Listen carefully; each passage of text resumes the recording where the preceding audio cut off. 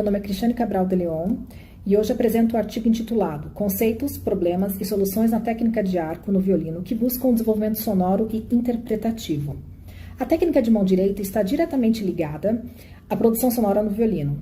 A maneira como o instrumentista manuseia o arco e produz a sonoridade demonstra o seu entendimento técnico, revela a sua personalidade artística e o seu entendimento sobre o compositor e a obra que está tocando.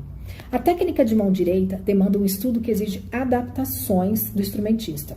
Para desenvolver essa técnica de mão direita que abarca a linguagem musical e artística, é necessário desenvolver bons fundamentos da técnica de arco desde o princípio.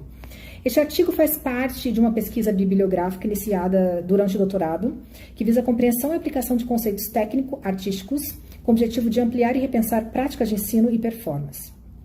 Nele é abordado fundamentos técnicos da mão direita e alguns de seus problemas, conectando a técnica com a sua funcionalidade artística. Inicialmente, trata-se do paralelismo do arco em relação ao cavalete. Em seguida, discorre-se sobre 3 fatores para o desenvolvimento técnico da mão direita: peso, velocidade e ponto de contato. Ao final, são apresentados conceitos e alguns exemplos musicais desses 3 fatores relacionados ao tipo de produção sonora, a frase e a articulação. Arco paralelo ao cavalete. O primeiro fator para desenvolver uma sonoridade estável no violino é ser capaz de tocar com arco paralelo ao cavalete. Para que isso aconteça, é necessário um controle de vários movimentos e ações. Para auxiliar nessa arcada inteira, Galamian apresenta comparações com figuras geométricas que podem ajudar na percepção e no aprendizado desse paralelismo do arco. No talão, forma-se um triângulo com o braço e o instrumento. Na região do meio, um quadrado, e na ponta, o cotovelo direito forma quase um ângulo reto. Já Gerli recomenda que o violinista preste atenção em qual parte do braço direito deve ser usada em cada região do arco. Ele conclui que, em termos gerais, a metade inferior do arco é controlada pelo movimento do braço e do meio para a metade superior pelo antebraço. Velocidade, peso e ponto de contato. Esses 3 fatores são interdependentes e a mudança em um deles altera os outros do resultado sonoro. Por exemplo, se o peso do arco está constante e a velocidade de arco for mais rápida, a sonoridade aumenta de volume. Por outro lado, se a velocidade do arco diminuir, ocorre um decrescendo. O peso do arco sobre a corda é resultado da transferência do peso do corpo do instrumentista. Isso inclui musculatura das costas, braço, antebraço e mão, para o arco na corda. O terceiro fator é o ponto de contato, que pode ser definido pela região entre o cavalete e o espelho, onde o arco se movimenta na corda para a obtenção do som almejado. De acordo com a velocidade e o peso do arco, o ponto de contato muda. Sobre o ponto de contato, Galamian apresenta um problema em relação à qualidade sonora em cordas duplas, principalmente se uma das notas tiver que ser tocada mais próxima do cavalete que a outra. Nesse caso, deve-se escolher a voz principal e trazer a maior qualidade sonora para esta. Gerli sintetiza essa relação do ponto de contato peso-velocidade com as seguintes regras. Quanto maior a velocidade do arco, menor o peso exercido sobre a corda e maior a distância do cavalete. Inversamente, quanto menor a velocidade do arco, maior o peso e mais próximo do cavalete será o ponto de contato. Adicione-se que, na mesma dinâmica, a velocidade de arco é inversamente proporcional ao peso do arco. Muita velocidade, pouco peso. Pouca velocidade, muito peso. Já o ponto de contato depende de ambos, peso e velocidade. Características da produção sonora, fraseada e articulação. A técnica de arco para desenvolver a expressividade depende da velocidade de arco, peso, ponto de contato e da coordenação de todos esses fatores em um determinado tempo. Por exemplo, aumentar a velocidade de arco da primeira nota do tempo de uma passagem rápida ligada ajuda na precisão da mão esquerda e auxilia na vitalidade rítmica da passagem. Entretanto, diminuir a velocidade de arco ao final de um trecho ou uma frase pode trazer um caráter mais introspectivo. Outro ponto fundamental da articulação e do fraseado é como começar uma nota. Galamian classifica como um som de vogal quando a nota é iniciada sem acento e como um som consoante quando a nota é iniciada com um acento. Gerli complementa descrevendo algumas maneiras de começar e terminar uma nota. Começar a nota da corda ou do ar, com um acento ou sem acento, terminar a nota na corda ou fora da corda, começar a nota com muita velocidade de arco ou pouca, manter o som igual até o final da nota ou decrescer ao final dela. Por exemplo, em contextos musicais líricos e cantáveis, como no segundo movimento do concerto para violino número 5 em Lá maior de Mozart, começar a primeira nota do movimento na corda é apropriado para desenvolver uma sonoridade sustentada e pura. Ao contrário, nos trechos virtuosísticos, como o início do concerto para violino número 1 de Paganini, Gerli afirma que é comum começar com o arco para cima, de fora da corda, com o arco batendo na corda na primeira nota, o que colabora com o caráter enérgico do trecho. O treinamento da técnica de arco, que busca produzir um som consistente, saudável, que seja capaz de desenvolver frases, cores e articulações, envolve muita pesquisa e persistência. Os conceitos da técnica básica são de fácil compreensão. Estudá-los separadamente auxilia na construção de bons fundamentos de arco. No entanto, é necessário pensar mais profundamente sobre diversas questões musicais e técnicas para organizar o tipo de som, as nuances, as articulações e o fraseado almejado. Afinal, a técnica existe para cumprir seu papel musical, expressar por meio dos sons as intenções musicais do intérprete. Muito obrigada.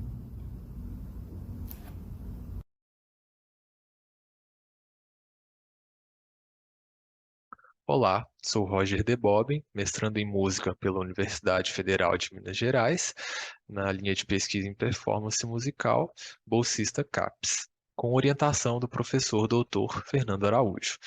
A comunicação tem como título A Arte do Trêmulo, análise histórica, técnica e levantamento de novas possibilidades interpretativas.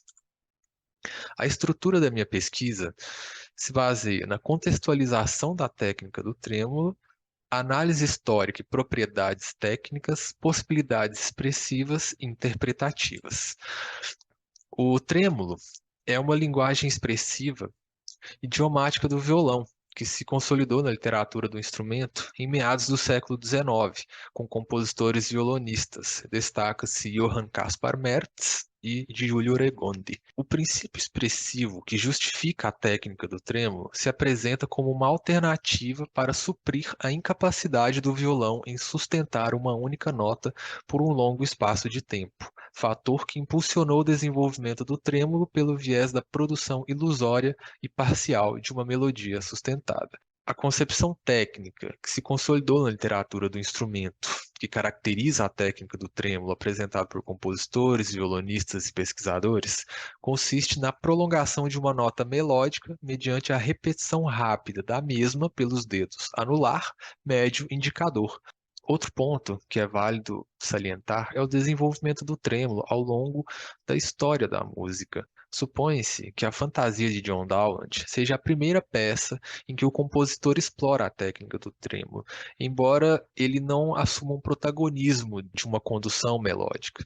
O trêmulo assume um grande protagonismo expressivo e musical no período romântico, através de compositores como Giulio Regondi e Johann Caspar Merz, como foi dito anteriormente. E podemos observar também a, a presença de um padrão rítmico que se caracteriza como trêmulo na sequência número 11 de Luciano Berio, né? Isso no período contemporâneo, uma peça com uma característica expressiva completamente diferente do que estava sendo feito anteriormente no período romântico, barroco, clássico. O objetivo da pesquisa é refletir e levantar diferentes perspectivas técnicas expressivas que foram atribuídas ao trêmulo ao longo do desenvolvimento da linguagem estético-musical, da música de concerto. Logo, fiz o levantamento de várias obras que utilizam o trêmulo de maneira não convencional, como, por exemplo, podemos notar a utilização de uma ferramenta na peça Casablanca, do compositor Jaime Enamon, em que o compositor utiliza um ventilador de mão para enfatizar uma melodia sustentada. O efeito é muito parecido com o trêmulo, ou seja, podemos classificar esse efeito como trêmulo, é a questão que eu proponho. Podemos partir da definição sonora, que é a apresentação da técnica do trêmulo pelo viés da sustentação melódica, por vezes foge do padrão técnico estabelecido na literatura do violão de tradição erudita, como, por exemplo, a utilização desse ventilador de mão para evocar um efeito de trêmulo na peça do Jaime Enamon. E também podemos partir da definição técnica, que é o aspecto mecânico que caracteriza a técnica do trêmulo na tradição do violão de concerto. No caso, a repetição consecutiva dos dedos anelar, médio e indicador.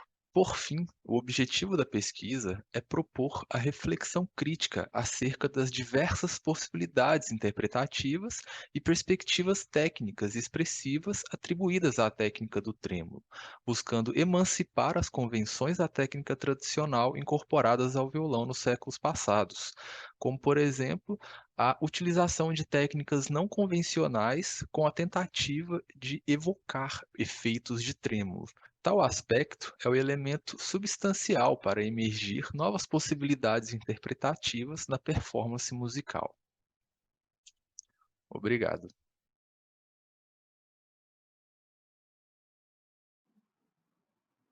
Bom dia, meu nome é Ana Mícolis, eu sou doutoranda do programa de pós-graduação da UFRJ e a minha pesquisa é sobre desenvolvimento de sistemas composicionais com orientação do professor Liduíno Pitombeira. O meu trabalho aqui fala sobre a estratégia da performance na composição quando utilizo harpas de pedais com o uso de estocástica. Nesse trabalho serão apresentadas algumas estratégias para a configuração da harpa de pedais, no caso, usando processos composicionais com o uso de estocástica. Essas estratégias são parte da pesquisa sobre planejamento composicional com recursos oriundos do processo composicional de Xenakis. E o objetivo é apresentar alternativas que facilitem o uso do instrumento no âmbito dessas composições. Um exemplo de indicação de pedais na partitura pode ser visto aqui, onde eu tenho enarmonias criadas a partir da corda Dó, que pode ser bemol, natural ou sustenido numa mesma corda, duplicando sonoridade de outras cordas. Na configuração dos pedais da base da harpa, eu tenho 3 possibilidades do lado do pé esquerdo e 4 do lado direito, conforme ilustra a figura. E para representar isso durante a execução, o harpista normalmente marca a grade de pedais, conforme está sendo mostrado aqui para a armadura de clave de Sol maior. Esse uso possibilita as diversas modulações. Então, aqui na primeira modulação, onde eu tinha acorde de Dó maior para Dó menor, eu passo o Mi bemol e os outros pedais ficam sem alteração, e nisso eu vou marcando em toda a partitura os pedais que vão sendo alterados. Na composição da música tonal, uma referência para o arpista é a grade de pedais previamente conhecida para aquela escala maior ou menor, como os exemplos que foram apresentados.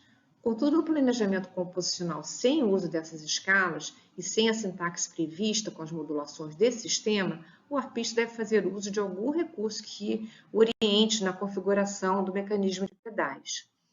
Então, o uso da estocástica na composição permite uma sintaxe alternativa àquela prevista pelas modulações com as escalas do sistema tonal.